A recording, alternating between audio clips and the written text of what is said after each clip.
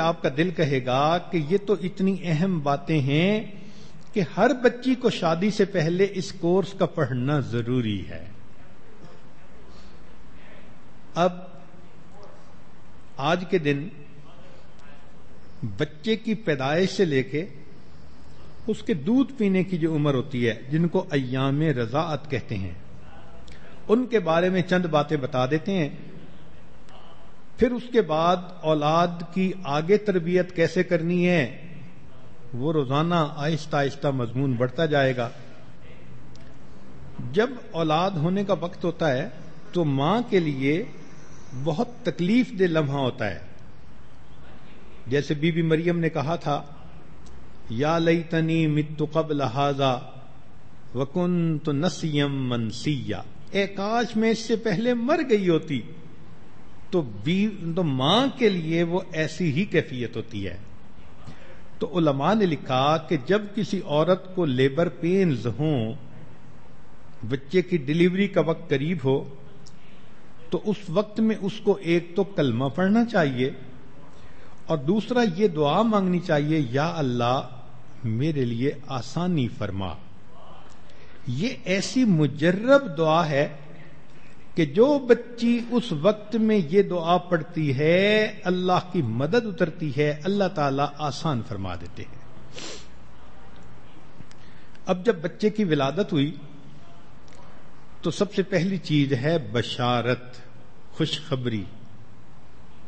چنانچہ یہ بشارت دینا اللہ رب العزت کا خلق ہے، آپ کا عمل ہے. وہ کیسے؟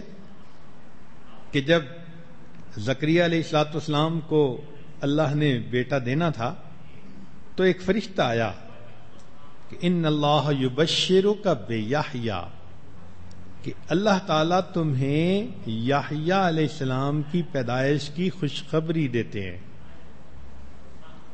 چنانچہ امام طبرانی رحمۃ اللہ علیہ نے ابن عباس سے روایت کی، بڑی عجیب حدیث ہے، کہ نبی علیہ السلام نے ارشاد فرمایا کہ جب کسی کے ہاں بیٹی پیدا ہوتی ہے تو ایک فرشتہ آ کر کہتا ہے ایک کمزور جان سے ایک کمزور جان پیدا ہو گئی. ماں بھی عورت تھی، آگے بیٹی ہو گئی، تو فرشتہ یہ آ کر کہتا ہے کہ ایک کمزور جان سے ایک کمزور جان پیدا ہو گئی، جو اس بچی کی پرورش کرے گا اس کے متولی کی قیامت تک اللہ مدد فرمائے گا. تو بیٹی کی پیدائش پر فرشتہ یہ الفاظ کہتا ہے. اور آگے سنیے کہ جب کسی کے ہاں بیٹا پیدا ہوتا ہے تو وہ فرشتہ آ کر اس لڑکے کی پیشانی کو چومتا ہے اور کہتا ہے کہ اللہ تعالی نے تجھ کو سلام کہا ہے. خود اس حدیث پاک کو پڑھ کر بڑا ہی حیران ہوا. ابن عباس لانو کی روایت ہے. تو دیکھیے اللہ رب العزت کی کیا رحمت اور مہربانی کہ اللہ رب العزت اس چھوٹے بچے کو سلام بھیج رہے ہیں جو دنیا میں آ کر اپنی زندگی کی ابتدا کر رہا ہے. اسی لیے اگر کسی کے ہاں اولاد ہو، ہمیں بھی چاہیے کہ ہم اس بچے کے نیک ہونے کی دعا کریں اور بچے کے ماں باپ کو اللہ کا شکر ادا کرنے کی تلقین کریں. کہہ دیتے ہیں جی مبارک ہو، تو ان الفاظ کا اصل میں مقصد یہی ہوتا ہے. ماں باپ کو چاہیے کہ جب اللہ تعالیٰ ان کو اولاد کی نعمت سے نوازے تو وہ دعا کریں اور شکر ادا کریں. چنانچہ ایک حدیث پاک میں آتا ہے کہ جب کسی کو اولاد کی خوشخبری ملے تو چاہیے کہ وہ کہے ماشاء اللہ لا قوت الا باللہ. ان الفاظ کے کہنے پر اللہ اس بچے کو ہر آفت اور مصیبت سے محفوظ فرمائیں گے. اب دیکھیے کتنے لوگوں کو اولاد ملی، لیکن حدیث مبارکہ میں بتائے گئے یہ الفاظ کم ہی لوگوں نے کہے ہوں گے. تو یہ چیزیں ہمیں سیکھنی ہیں کہ جب بھی بچے کی خوشخبری ماں باپ کو ملے تو کیا کہیں؟ ماشاء اللہ لا قوت الا باللہ، ان الفاظ کے کہنے پر اللہ تعالیٰ اس بچے کو شیطان کے حملوں سے ہمیشہ محفوظ فرمائیں گے۔ پھر بچے کی جب ولادت ہو تو ایک کام ہوتا ہے اس کے دائیں کان میں اذان کہنا اور بائیں میں اقامت کہنا۔ حدیث مبارکہ میں ہے کہ سیدہ فاطمہ الزہرا رضی اللہ تعالی عنہا کے ہاں جب حسن رضی اللہ عنہ کی ولادت ہوئی تو بچے کو نبی علیہ السلام کی خدمت میں پیش کیا گیا۔ نبی علیہ الصلوۃ والسلام نے اس کے دائیں کان میں اذان کہی، بائیں میں اقامت، اور پھر اس کے لیے دعا مانگی۔ یہ اذان اور اقامت کہنے میں حکمت یہ ہے کہ بچے کے دل و دماغ میں سب سے پہلے عظمت الہی کا پیغام پہنچے۔ شاہ ولی اللہ محمد دہلوی رحمۃ اللہ فرماتے ہیں کہ ایک حکمت اس میں یہ بھی ہے کہ چونکہ اذان کے الفاظ سن کر شیطان بھاگ جاتا ہے، حدیث پاک سے ثابت ہے، تو جب بچے کے کان میں اذان کہی جاتی ہے تو بچہ اس شیطان سے محفوظ ہو جاتا ہے اور شیطان اس سے دور بھاگ جاتا ہے۔ پھر ایک کام کرنا ہوتا ہے جو سنت ہے کہ تحنیک کرنا۔ تحنیک یہ ہے کہ اسماء رضی اللہ تعالی عنہا ہجرت کر کے جب مدینہ طیبہ پہنچیں تو وہ اس وقت حاملہ تھیں۔ قباء کے مقام پر پہنچی تو ان کے ہاں بیٹا ہوا جس کا نام انہوں نے عبداللہ رکھا، اور یہ بچہ عبداللہ ابن زبیر کہلایا۔ یہ مسلمان مہاجرین کے ہاں پہلا بچہ تھا جو مدینہ میں پیدا ہوا، اور مسلمانوں کو اس کی پیدائش پر بڑی خوشی تھی۔ وہ اس لیے کہ یہود یہ کہتے تھے کہ ان مسلمانوں نے اپنے پرانے دین کو چھوڑ دیا، اب ان کی آگے نسل ہی نہیں چلے گی۔ تو جب اللہ رب العزت نے مسلمانوں کو اس بیٹے سے نوازا تو خوشی اور بڑھ گئی۔ چنانچہ اسماء رضی اللہ تعالی عنہا بیٹے کو نبی علیہ السلام کی خدمت میں لے کر آئیں۔ نبی علیہ الصلوۃ والسلام نے بچے کو اپنے گود میں لیا اور ایک نرم کھجور آپ نے منگوائی اور اپنے منہ میں اس کو آپ نے چبایا۔ جب اس کھجور کے ساتھ اچھی طرح لعاب مبارک لگ گیا تو کھجور کا آپ نے کچھ حصہ اس بچے کے تالو پر لگا دیا۔ چنانچہ عبداللہ ابن زبیر اللہ عنہ کے منہ میں سب سے پہلے جو چیز پہنچی وہ نبی علیہ السلام کا لعاب مبارک تھا۔ تو یہ ایک سنت عمل ہے، لہذا کوئی بھی نیک مرد یا عورت قریب ہو تو اس سے بچے کی یہ تحنیک کروانی چاہیے اور پھر بچے کے لیے نیک بختی کی دعا کرنی چاہیے۔ علماء نے لکھا ہے کہ بچہ جب پیدا ہوتا ہے تو اس کے بعد اگر وہ روئے اور چلائے تو باپ کی وراثت میں اس کا حق شامل ہو جاتا ہے۔ اب 7ویں دن ایک اور عمل ہے، اس کو کہتے ہیں عقیقہ کرنا۔ عقیقہ یہ ہے کہ بیٹا اگر پیدا ہوا تو 2 بکرے، بیٹی پیدا ہوئی تو 1 بکرا، یہ ذبح کیا جائے اور پھر عزیز اقارب رشتہ داروں کو دعوت پر بلایا جائے اور ان کو کھلایا جائے۔ یہ عقیقہ کرنا اہم ہے۔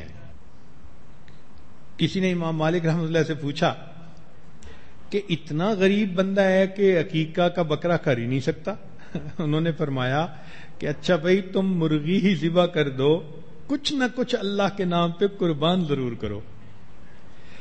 اور یہ بھی نہیں کہ صرف بکرے ہی کرنے ہوتے ہیں، اگر فرض کرو کوئی ایسا آدمی ہے کہ جس کا بہت ہلکا اثر ہے تو وہ کئی بکرے بھی کر سکتا ہے۔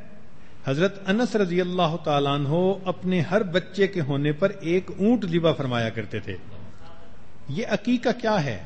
حدیث مبارکہ میں ہے کہ بچہ جب پیدا ہوتا ہے تو ایک تو اس بچے کے ہاتھ بندھے ہوئے ہوتے ہیں. کیا مانا؟ اس کی شفاعت کے ہاتھ بندھے ہوتے ہیں. جب وہ بچے کے لیے عقیقہ کے بکرے کیے جاتے ہیں تو اب یہ بچہ قیامت کے دن اپنے ماں باپ کی شفاعت کا حق پا لیتا ہے.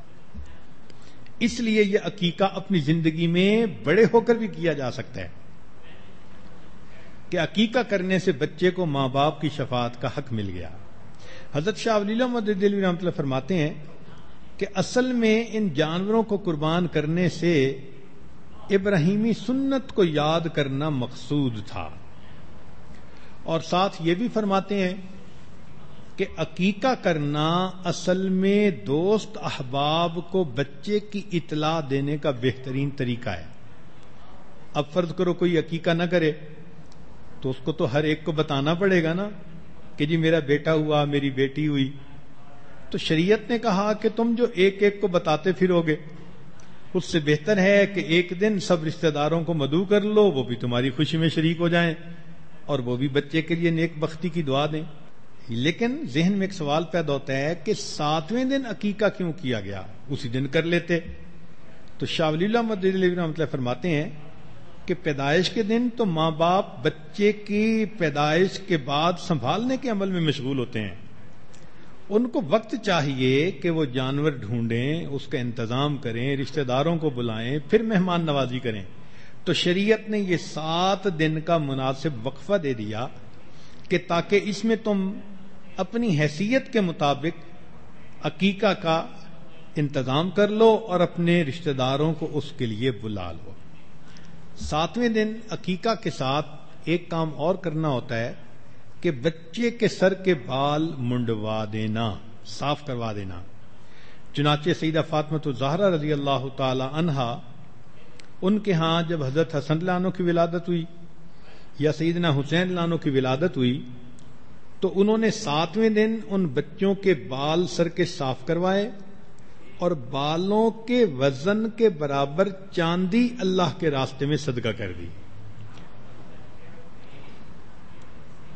یہ عمل اس لیے ہوتا ہے کہ اب تک یہ بچہ ماں کے پیٹ میں تھا، اب طفولیت کی عمر شروع ہوئی، لہذا بال جو جسم سے ہٹائے جاتے ہیں اس کے بقدر اللہ کے راستے میں صدقہ کر دیا جاتا ہے. تیسرا عمل ہوتا ہے 7ویں دن اس بچے کا نام رکھنا. نام رکھنے میں 3 باتوں کا خیال رکھنا چاہیے. ایک تو نام زبان پر آسان ہو، لینا آسان ہو، پکارنا آسان ہو. کئی مرتبہ لوگ ایسے نام رکھ دیتے ہیں کہ لوگوں کے لیے نام پکارنا ہی مشکل ہو جاتا ہے، وہ نام بگاڑ کے لیتے ہیں لوگ. تو نام میں ایک بات کہ وہ زبان پر آسان ہو، دوسرا اس کے معنی اچھے ہوں. ایسے بے معنی لفظ یا برے معنی والے الفاظ، ایسے ناموں کو نبی علیہ السلام نے ناپسند فرمایا. چنانچہ جب بھی کوئی ایسا بچہ ہوتا تھا کہ جو نام ایسا ہوتا جو ناپسندیدہ، تو نبی علیہ السلام اس شخص کا نام بدل کے اچھا نام رکھ دیا کرتے تھے. تو نام میں 3 باتیں، زبان پر آسان، معنی اچھے ہوں، اور تیسرا اس نام کی نسبت اچھی ہو. انبیاء کرام کے ساتھ نسبت ہو، صحابہ کے ساتھ، اولیاء کے ساتھ، دین کے ساتھ، نبی علیہ السلام کے ساتھ، اللہ کے ساتھ. اس لیے حدیث پاک میں آتا ہے کہ اللہ تعالیٰ کو سب سے زیادہ پسندیدہ نام عبداللہ ہے، اللہ سے نسبت، اللہ کا بندہ، اور عبد الرحمن، رحمان کا بندہ. اسی طرح محمد اور احمد بھی نام رکھا جا سکتا ہے. ایک حدیث مبارکہ میں ہے کہ جس گھر میں کسی بچے کا نام محمد ہو، اللہ تعالیٰ اس گھر والوں کو فاقہ کے عذاب میں مبتلا نہیں فرماتے. ہمارے اکابر میں یہ محمد کا نام رکھنا اتنا پسندیدہ تھا، امام غزالی رحمت اللہ علیہ 7 پشتوں تک، یعنی اوپر کے دادا کا نام بھی محمد، پھر ان کے بیٹے کا نام محمد، پھر ان کے بیٹے کا 7 نسل تک نام محمد چلا کرتا تھا. بچے کی کنیت بھی بچے کی وجہ سے رکھی جا سکتی ہے، باپ کی. جیسے ہم ابو داود، تو بچے کے نام پہ باپ بھی اپنی کنیت کو رکھ سکتا ہے. جیسے کسی ماں کا بیٹا محمد ہو تو وہ ام محمد کہلائے. تو یہ 7ویں دن 3 کام کیے، عقیقہ ہوا، بال منڈوائے، نام رکھا، اور ایک چیز یہ کہ اگر وہ بیٹا ہے تو اس کے ختنے کروانا. حدیث مبارکہ میں ہے کہ چند چیزیں فطرت میں ہیں: کلی کرنا، ناک میں پانی ڈالنا، مونچھیں کٹوانا، مسواک کرنا، ناخن کٹوانا، بغل کے بال صاف کرنا، زیر ناف بال صاف کرنا، اور لڑکوں کا ختنہ کروانا. ایک حدیث مبارک میں ہے کہ 4 چیزیں سنن المرسلین ہیں، یعنی تمام رسولوں کی سنت ہے، کامن سنت ہے. ان میں سے ایک خوشبو لگانا، دوسرا مسواک کرنا، تیسرا ختنہ کرانا، اور چوتھا نکاح کرنا. اب 7ویں دن جب یہ اعمال ہو گئے تو اب اس بچے کو 2 سال تک دودھ پلانا یہ اس کی ماں کی ذمہ داری ہوتی ہے.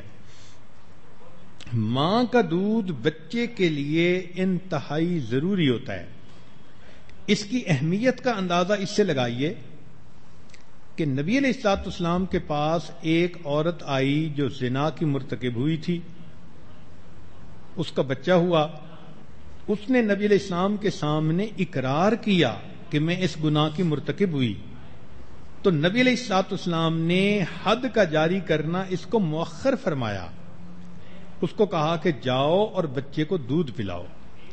جب 2 سال اس نے دودھ پلایا اور واپس آئی تو بچے کے ہاتھ میں روٹی کا ٹکڑا تھا. تب نبی علیہ الصلوۃ والسلام نے حد جاری فرمایا. یعنی بچے کو دودھ پلانا اتنا اہم کام ہے کہ اللہ کا حکم ہے حد جاری کرنا، اس کو بھی اس کی خاطر 2 سال مؤخر کر دیا گیا. آج کل کی نوجوان بچیاں بچوں کو دودھ پلانے سے گھبراتی ہیں، حالانکہ اس میں بچے کا بھی فائدہ اور ماں کا بھی فائدہ. بچے کا فائدہ تو یہ کہ ماں کا دودھ بچے کے جسم کی ریکوائرمنٹس کے بالکل مطابق ہوتا ہے. اس کی نیوٹریشن بچے کی ضرورت کے بالکل مطابق ہوتی ہے. اس بچے کو اگر گائے کا دودھ پلا دو تو پیٹ خراب، بھینس کا پلا دو تو اور زیادہ خراب. لوگ بکری کا دودھ پتلا کر کے پلاتے ہیں، لیکن سب سے بہترین تو یہ کہ اس کو ماں دودھ پلائے. پھر اس دودھ کی خوبی یہ ہوتی ہے کہ ماں کا دودھ نہ گرم ہوتا ہے نہ بہت یخ ٹھنڈا ہوتا ہے، ایک نارمل ٹیمپریچر. اور اللہ کی شان دیکھو کہ ہر وقت بچے کو دستیاب. پہاڑ پہ ہے اگر کوئی ماں تو وہاں بچے کے لیے دودھ موجود، زمین کی پستیوں میں ہے تو وہاں دودھ موجود. جو بچیاں اپنے اولاد کو ڈبوں کے دودھ پلاتی ہیں، کئی مرتبہ دیکھا گھر میں پریشان بیٹھی ہوتی ہیں، جی ڈبے کا دودھ ملتا نہیں، بچہ رو رہا ہے. تو بھائی اللہ نے بچے کے لیے جو ایک طریقہ کار بنایا تھا اسی پر ہی عمل کر لیتے. بچے کے تو یہ فائدے ہوئے. اور ماں کا فائدہ یہ کہ جو عورتیں اپنے بچوں کو دودھ پلاتی ہیں، ڈاکٹروں کے مطابق ان کو چھاتی کا کینسر نہیں ہوتا. اور دوسری بات کہ وہ موٹاپے سے محفوظ رہتی ہیں. لہذا جو عورتیں اپنے بچوں کو دودھ پلائیں گی، چونکہ ولادت کے بعد عورت کے جو ہے نا جسم کے اندر موٹاپا حاصل کرنے کا رجحان بڑھ جاتا ہے، تو اگر وہ اپنے بچے کو دودھ پلائے تو جسم کا موٹاپا اس سے ختم ہو جاتا ہے.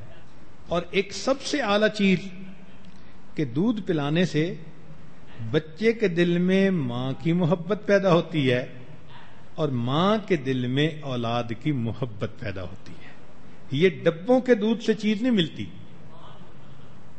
اکبر الہ آبادی نے یہی تو کہا تھا کہ بچے میں ماں باپ کے اتوار کی بو کیسے آئے، انہوں نے تو ڈبوں کا دودھ پیا ہوا ہے. تو ماں کا دودھ پینے سے بچے کے دل میں ماں کی محبت اور ماں کے دل میں بچے کی محبت، یہ محبت کا رشتہ بہت محبوب ہے.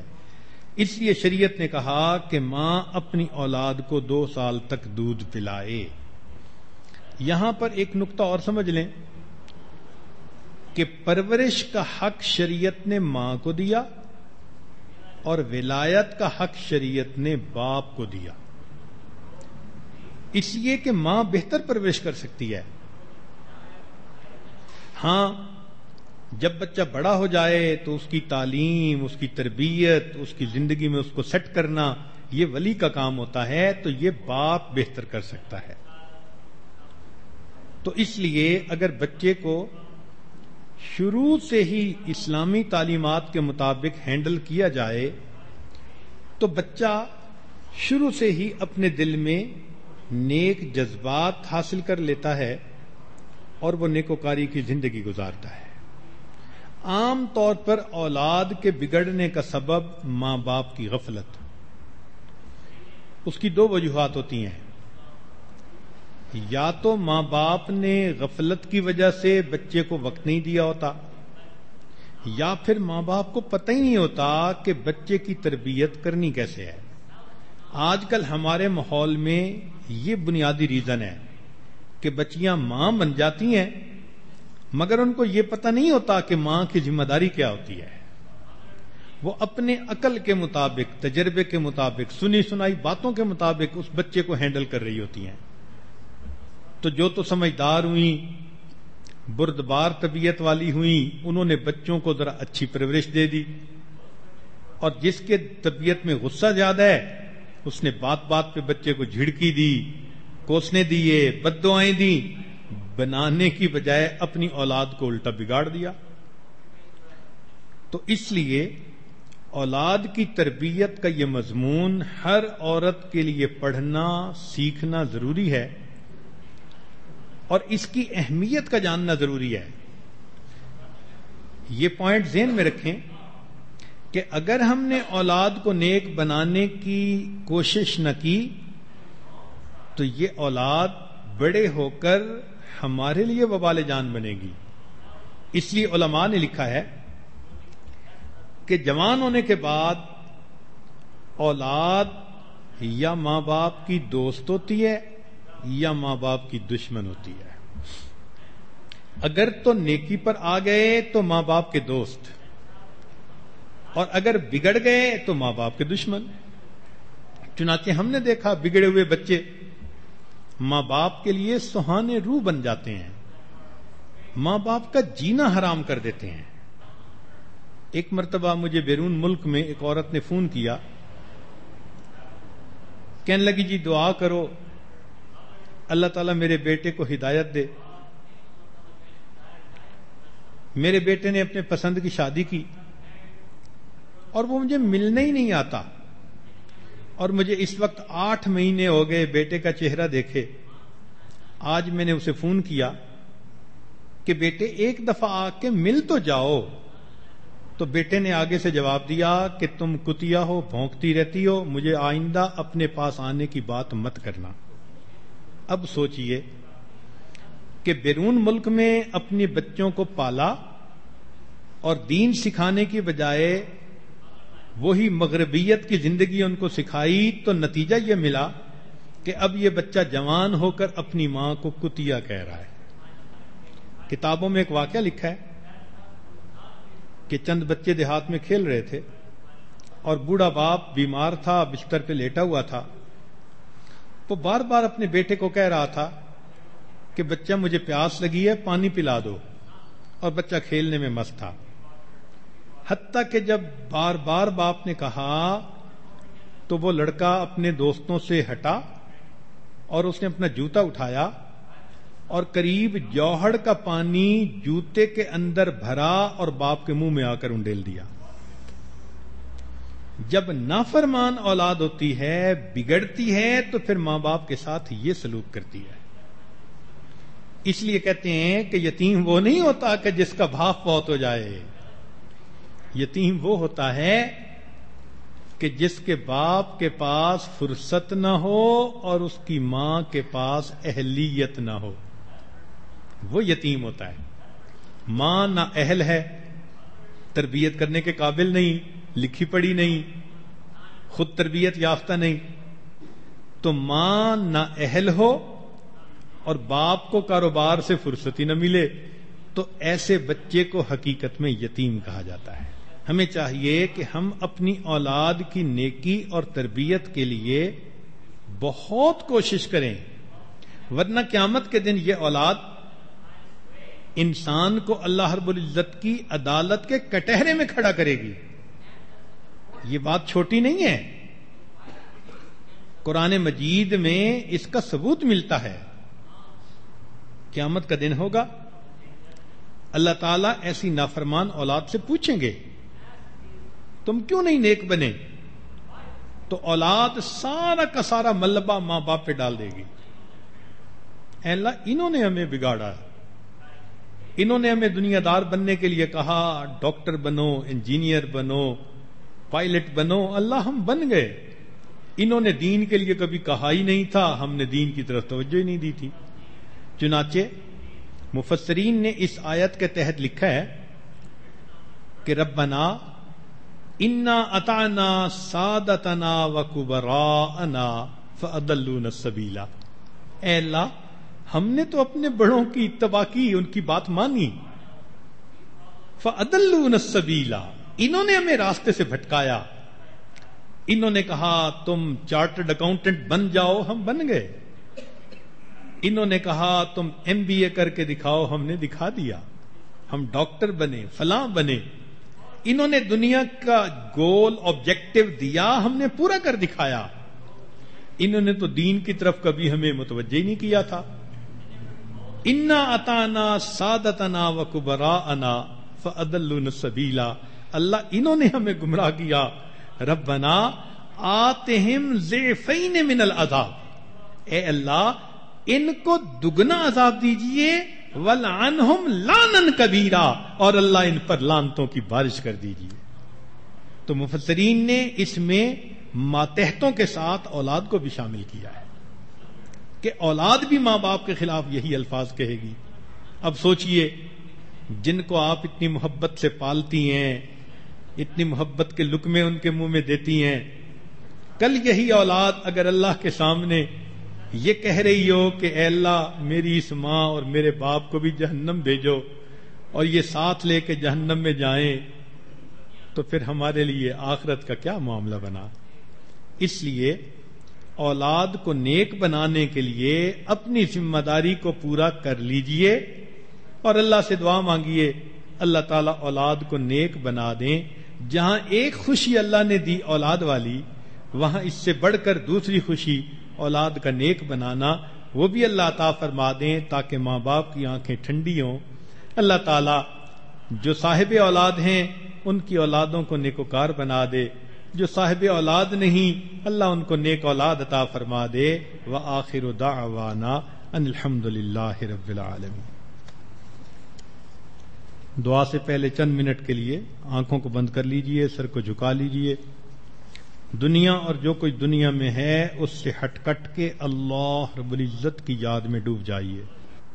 دل مغموم کو مسرور کر دے، دل بے نور کو پر نور کر دے، فروزاں دل میں شمع طور کر دے، یہ گوشہ نور سے معمور کر دے، ہے میری گھات میں خود نفس میرا، خدایا اس کو بے مقدور کر دے، میرا ظاہر سنور جائے الہی، میرے باطن کی ظلمت دور کر دے، مئے وحدت پلا مخمور کر دے، محبت کے نشے میں چور کر دے، نہ ہو مائل میرا دل ان کی جانب جنہیں تیری عطا مغرور کر دے۔ لا الہ الا اللہ محمد رسول اللہ۔ سبحان ربی العلی الوہاب۔ اللہم صلی علی سیدنا محمد وعلی آل سیدنا محمد وبارک وسلم۔ اے مالک، ہم آپ کے آج مسکین بندے ہیں، ہمارے گناہوں کو معاف فرما، خطاؤں سے درگزر فرما، عیبوں کی پردہ پوشی فرما۔ اے اللہ، بے اولادوں کو نیک اولاد عطا فرما، اے جو صاحب اولاد ان کی اولادوں کو نیکوکار بنا، فرما بردار بنا، ماں باپ کی آنکھوں کی ٹھنڈک بنا۔ اللہ، اولاد کے غموں سے محفوظ فرما، اولاد کے دکھوں سے محفوظ فرما، اولاد کی پریشانیوں سے محفوظ فرما۔ اے اللہ، اولاد کو آنکھوں کی ٹھنڈک بنا، آخرت کا ذخیرہ بنا، اپنے مقبول بندوں میں شامل فرما۔ اے کریم آقا، ہمیں نبی علیہ السلام کے مبارک تعلیمات پر عمل کی توفیق نصیب فرما، ہمارے رمضان کے روزوں کو قبول فرما۔